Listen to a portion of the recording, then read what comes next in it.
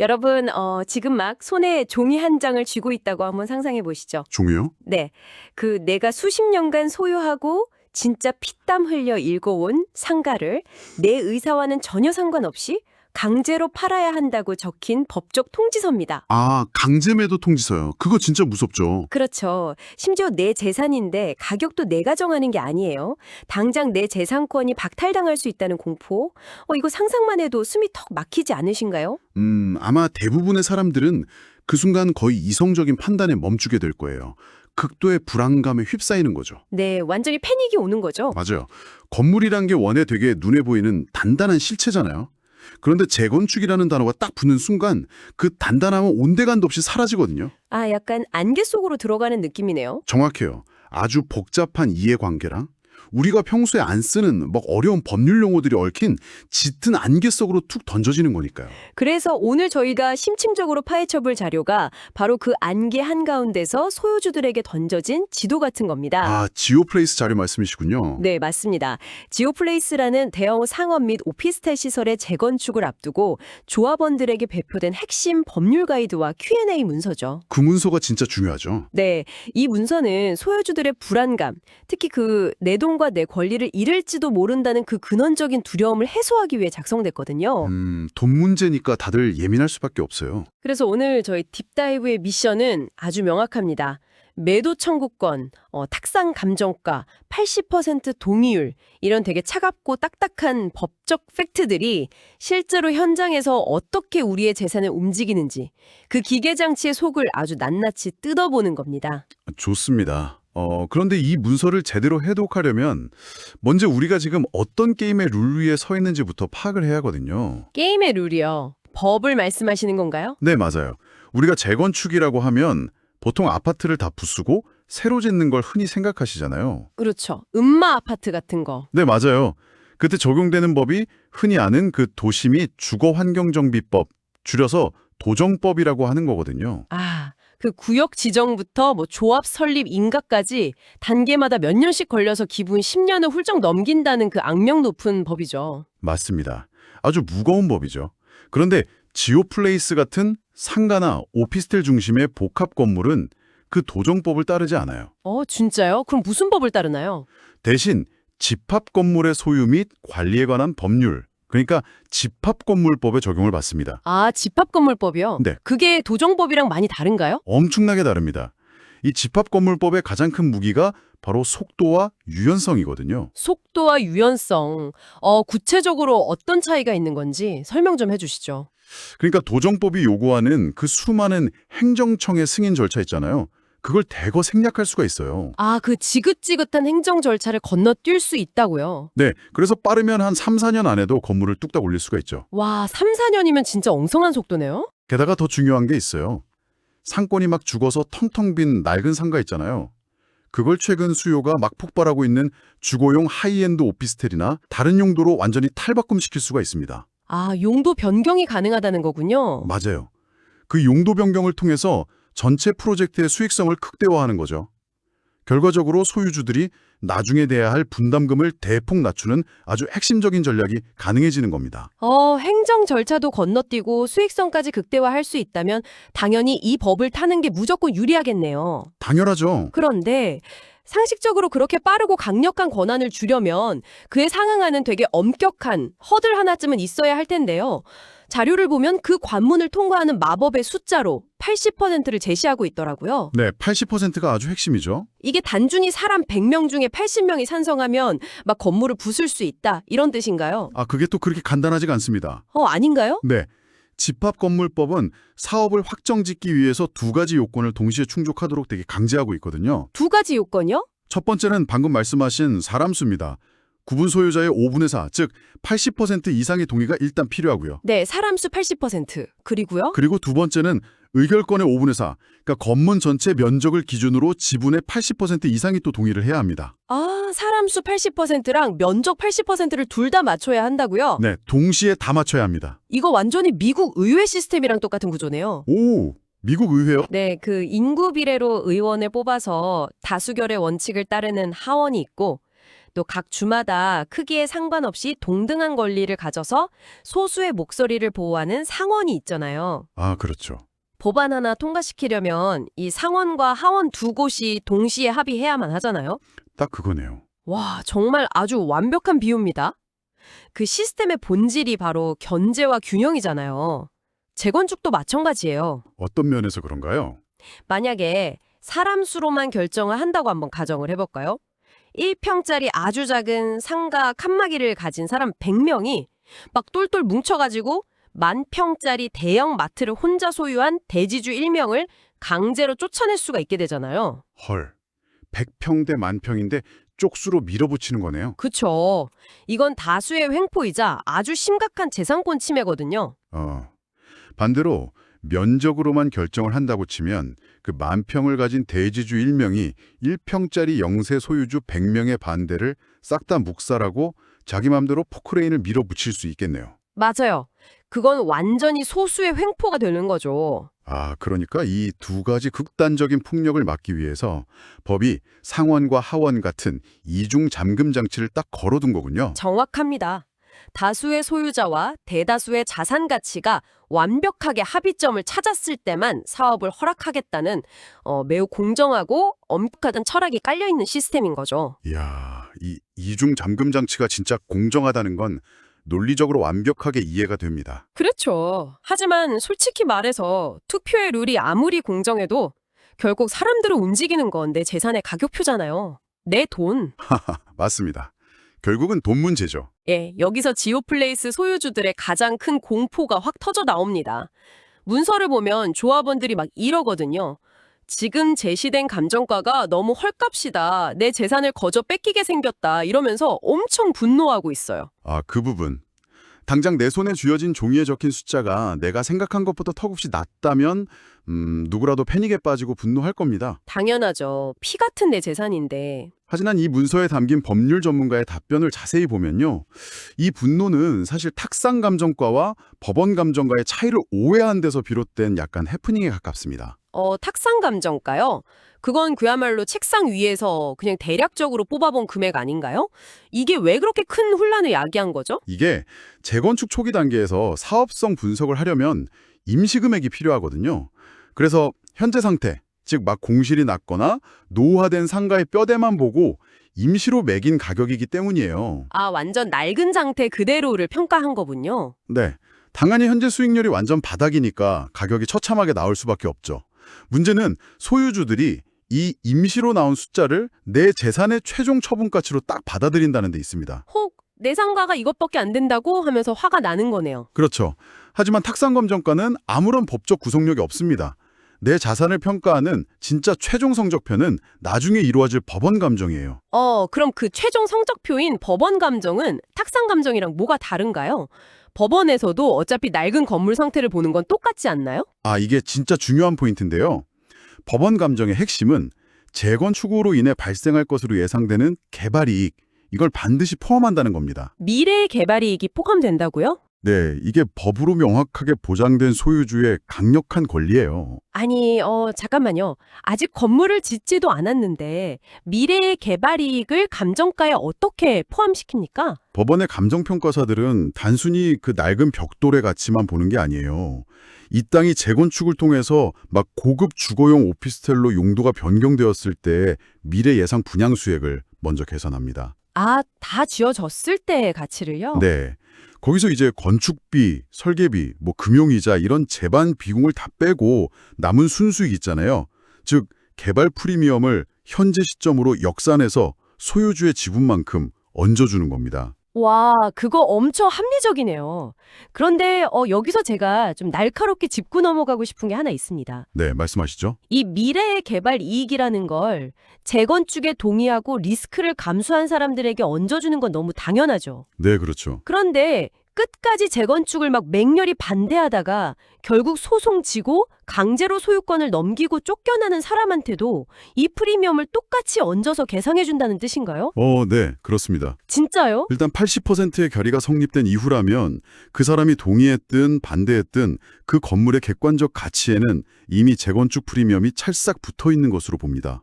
와, 반대한 사람한테도 프리미엄을 주다니요? 우리 대법원은 매도 청구 소송에서 반대자의 재산을 강제로 가져올 때 그 보상 기준을 재건축 사업이 시행된다는 것의 전제로 평가한 가격으로 아예 명확히 못을 받고 있어요. 아니, 그렇게 되면 좀 신박한 모순이 생기지 않나요? 무슨요? 네. 동의서에 막 먼저 도장 찍고 마음고생한 사람이나 끝까지 회방 놓으면서 버팅기던 사람이나 자산 평가액이 똑같다면 솔직히 먼저 동의하는 사람이 바보 아닙니까? 그렇게 생각할 수도 있죠. 그냥 끝까지 버티면서 눈치도 안 보고 나중에 현금으로 아주 두둑하게 챙겨나가는 게 완벽한 무임승차 같은데요? 이론적으로는 그렇게 보일 수 있어요. 하지만 막상 현장의 역학은 그렇게 호락호락하지가 않습니다. 어떤 면에서 호락호락하지 않은 거죠? 반대해서 결국 현금 청산을 받는다는 건요. 재건축이 다 완료된 후에 새롭게 지어질 아주 핵심적인 자산, 즉 로열층 새 오피스텔을 분양받을 조합원으로서의 권리를 영원히 포기한다는 뜻입니다. 아, 미래의 실물 자산, 그 알짜배기 탑승권 자체를 잃어버리는 거군요. 맞아요. 거기에 더해서 매도 청구 소송이라는 되게 험난한 과정도 스스로 감수해야 합니다. 소송이 오래 걸리나요? 1심, 2심 거쳐서 대법원까지 가는 수년의 시간 동안 일단 수천만 원의 변호사 비용을 자기가 다 감당해야 하죠. 게다가 최종 보상금을 손에 쥐는 시점도 소송이 끝날 때까지 기약 없이 계속 밀리거든요. 아, 돈 못 끼고 변호사비 깨지고 시간 날리고. 네. 미래 수익이 보장된다고 해도 그 수년 동안의 인플레이션이랑 막대한 기회비용, 소송의 스트레스를 쫙 계상해보면 이건 절대 남는 장사가 아닙니다. 아, 듣고 보니 그러네요.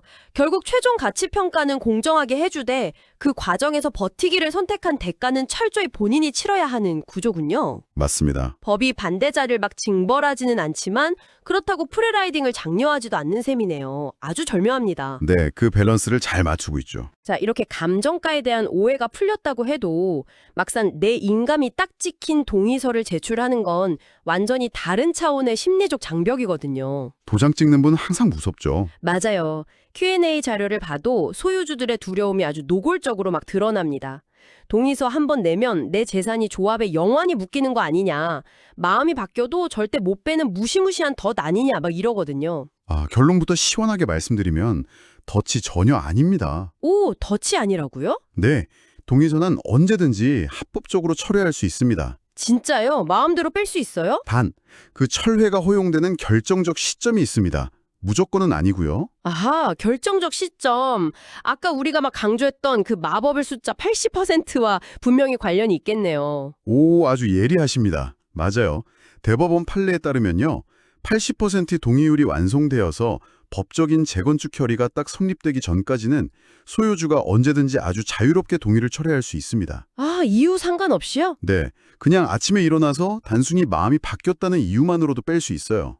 이거 기차역에 정차해 있는 기차를 떠올리면 이해가 아주 쉽겠군요. 기차 비유요? 네, 내가 이미 동의서라는 티켓을 끊고 기차에 올라탔어도 기관사가 자, 80% 승객이 다 탔습니다 하고 출발 신호를 울리기 전까지는 얼마든지 짐을 챙겨서 다시 플랫폼으로 내릴 수 있는 거잖아요. 와, 정확한 비유입니다.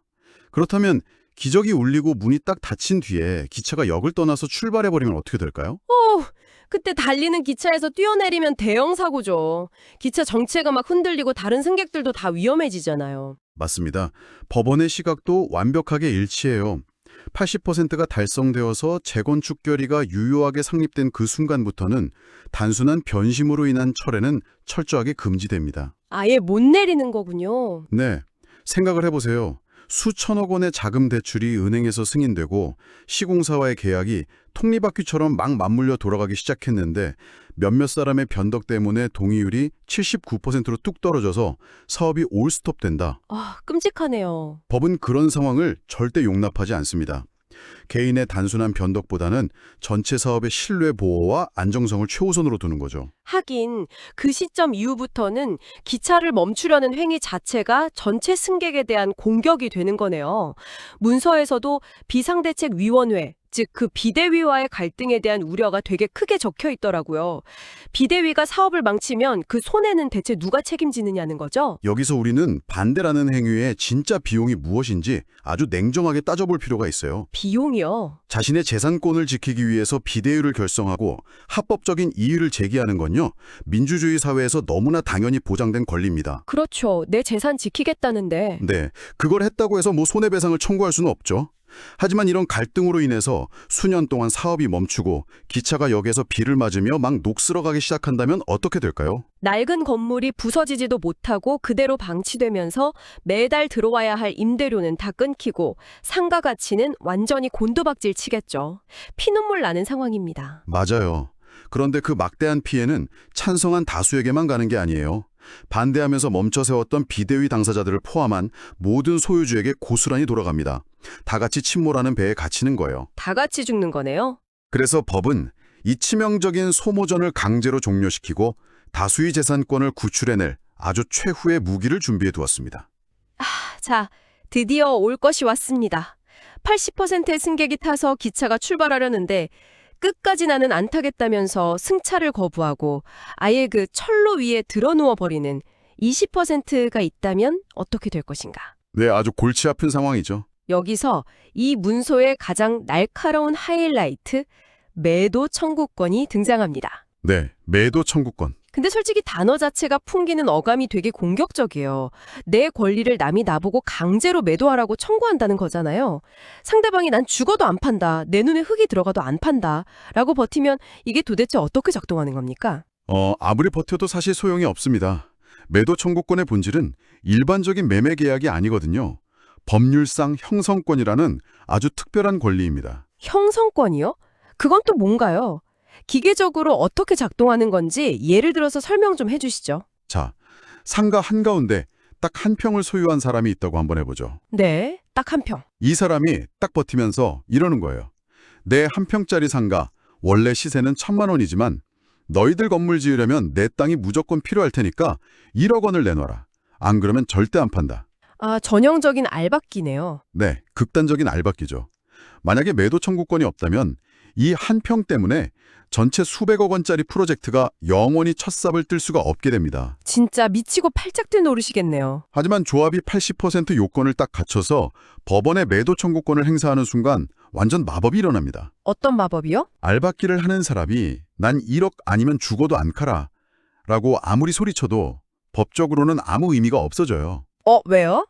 조합이 매도를 청구하는 그 즉시 상대방의 의사와는 완벽하게 무관하게 시가 기준의 매매계약서에 그냥 강제로 도장이 쾅 찍힌 것과 똑같은 법적 효력이 딱 형성되어 버리는 겁니다. 와, 상대의 거절 자체를 아예 법적으로 우회해서 패스해버리는 거군요. 맞습니다. 저는 이 매도 청구권 처음 들었을 때는 그냥 소수를 괴롭히는 무자비한 칼인 줄 알았거든요. 근데 작동 원리를 듣고 보니까 오히려 단 1%의 아주 악의적인 알박기로부터 99%의 선량한 재산권을 지켜내는 진짜 가장 강력한 방패네요. 이 방패가 없다면 도심의 어떤 재건축도 불가능할 거예요. 다 무산되겠죠. 하지만 주의할 게 있습니다. 법이 아무리 강력한 형성권을 부여했더라도 이걸 무슨 오늘 당장 돈 줄 테니까 내일 당장 방패 이런 식으로 막 폭력적으로 휘두를 순 없습니다. 아, 절차가 또 있나요? 네, 그 과정은 놀라울 정도로 정교하고 신중하게 설계되어 있어요. 절차가 구체적으로 어떻게 진행되는데요? 조합이 80%를 달성했다고 그날 바로 막 소송을 거는 게 아니에요. 먼저 반대자들에게 내용 증명을 딱 보냅니다. 내용 증명을요? 네, 우리가 합법적인 결의 요건을 다 갖췄는데 지금이라도 사업에 동참하시겠습니까? 라고 마지막으로 정중하게 묻는 절차죠. 이걸 최고소라고 부릅니다. 아, 마지막 기회를 주는 거네요? 네, 그리고 이 통지를 받은 반대자는 반드시 2개월의 숙려 기간을 법적으로 보장받습니다. 아, 숙고해볼 2개월의 시간을 충분히 준다는 거군요. 맞아요. 이 2달 동안 아무런 긍정적인 확답을 하지 않으면 법은 비로소 이 사람은 재건축에 참가하지 않겠다는 뜻을 최종적으로 확정했구나 라고 간주하는 겁니다. 네네. 그 숙려 기간이 완전히 종료된 시점부터 조합은 비로소 법원에 매도 청구 소송을 제기할 수 있게 되는 거예요. 절차적 정당성을 끝까지 담보하는 거죠. 아, 진짜 신중하네요. 그런데 제가 자료를 보다가 이 현금 청산을 받는 과정에서 되게 기묘한 차별점을 하나 발견했습니다. 어떤 차별점이죠? 지금 전문가님이 설명하신 그 2개월의 숙려 기간은 처음부터 끝까지 반대한 사람에게 주어지는 기회잖아요. 네, 그렇죠. 그런데 자료를 보면요. 처음에는 찬성 동의서를 냈다가 나중에 마음이 싹 바뀌어서 분양 신청을 안 한 사람, 즉 중도 포기자가 있습니다. 법은 이 두 그룹을 전혀 다르게 대우하고 있더라고요. 아, 이 부분에서 소유주들이 진짜 가장 큰 충격을 받곤 하거든요. 그니까요. 처음부터 반대한 사람한테는 2달이나 기다려주면서 계속 기회를 주는데 나중에 변심해서 분양 신청을 안 한 사람은 법이 그들에게 다시 의사를 묻지 않습니다. 숙려 기간도 전혀 없죠. 네, 숙려기간도 없이 그냥 분양 신청 마감일이 끝나는 바로 다음 날 아무런 통보 없이 즉각적으로 현금 청산자로 확정시켜버린대요. 맞습니다. 아주 단호하죠.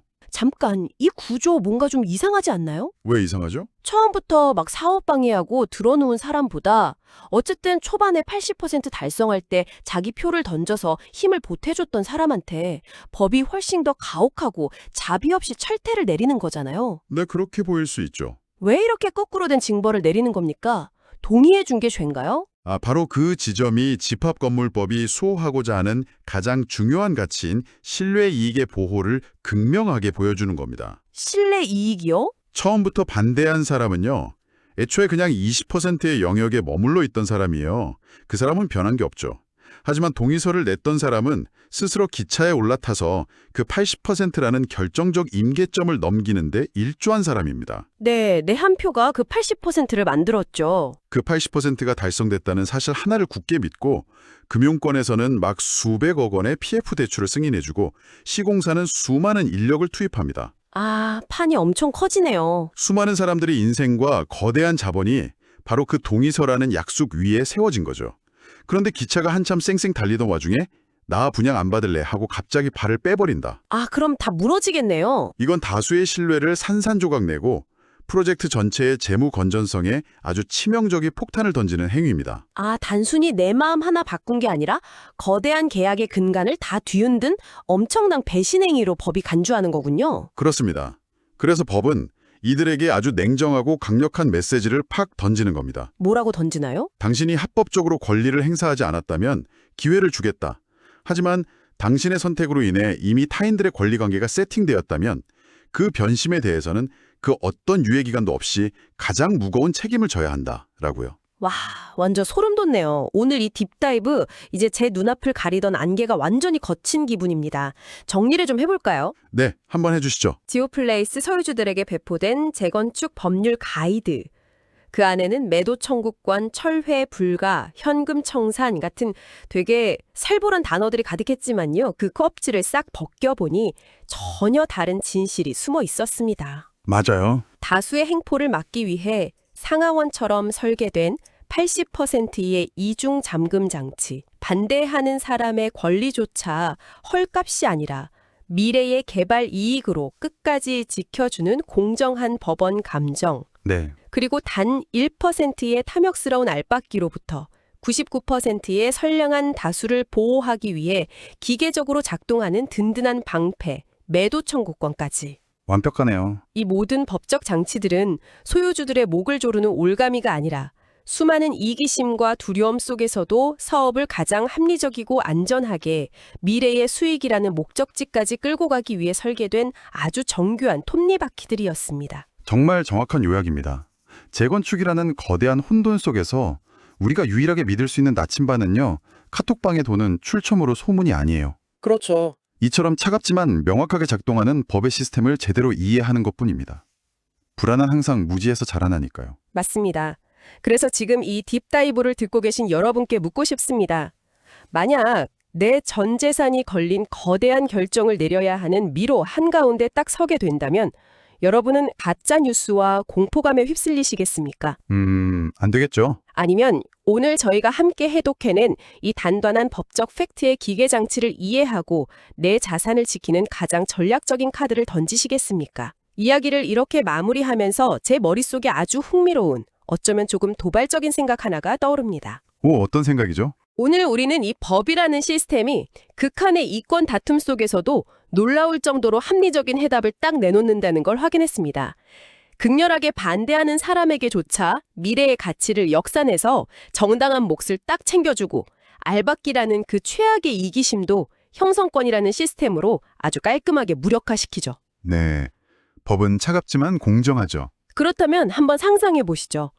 만약 이런 완벽에 가까운 보상과 제재의 메커니즘을 우리 사회 구성원 모두가 100% 완벽하게 이해하고 받아들이게 된다면 과연 우리 사회에서 반대를 위한 반대나 극단적인 재산권 갈등은 영원히 사라질 수 있을까요? 글쎄요. 아니면 인간의 마음이라는 건 아무리 법이 완벽한 숫자를 들이밀어도 끝내 내 자존심이나 불신 때문에 결코 통제되지 않는 그 어떤 법전에도 적혀있지 않은 또 다른 변수를 기어코 만들어내고야 마는 걸까요? 정말 생각하게 만드는 질문이네요. 제도적 완벽함이 인간의 심리마저 완벽하게 통제할 수 있을지 오늘 살펴본 지오플레이스의 사례가 그 아주 흥미로운 실험 무대가 될 것 같습니다. 오늘 딥다이브가 여러분의 단단한 나침반이 되었길 바라며 저희는 여기서 인사드리겠습니다. 감사합니다. 감사합니다.